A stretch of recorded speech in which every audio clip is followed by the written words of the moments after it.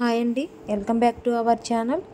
ఈరోజు కొరమేను చేపల ఇగురు చూపిస్తున్నానండి. దానికి కావలసిన పదార్థాలు: చెక్క, లవంగ, మరాఠీ మొగ్గ, అనాస పువ్వు, 2 పచ్చిమిరపకాయలు, 2 పెద్దవి ఉల్లిగడ్డలు, అల్లం వెల్లుల్లి పేస్టు ఇలా గ్రైండ్ చేసి పెట్టుకున్నానండి. ఇలా ఒక మూకిడి పెట్టుకున్నాను. సరిపడా ఆయిల్ వేసుకున్నాను. ఆయిల్ కొంచెం బాగా కాగాక కొంచెం సరిపడా పసుపు వేసుకున్నాను. ఆయిల్ హీట్ ఎక్కాక ఇప్పుడు తయారు చేసుకున్న మిశ్రమాన్ని మిక్సీలో వేసుకున్న మిశ్రమాన్ని ఇలాగా ఆయిల్లో బాగా మగ్గబెట్టాను.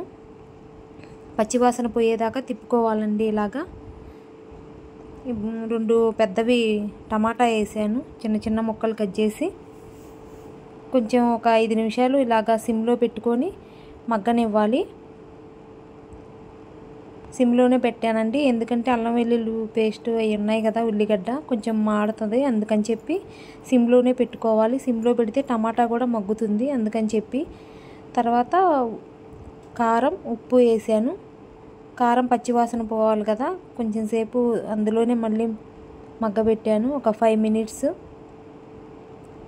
ఇలా మగ్గిన తర్వాత మళ్ళీ ఒకసారి కొంచెం వాటర్ పోసాను ఉడకటానికి.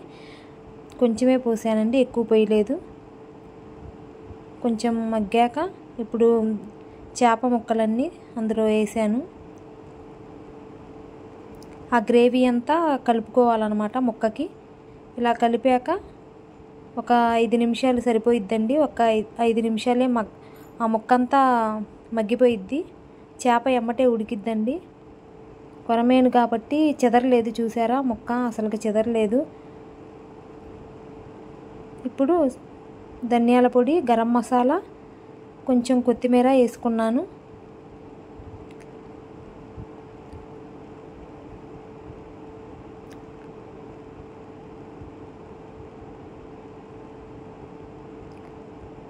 మీరు కూడా ఒకసారి ఇలా ట్రై చేయండి.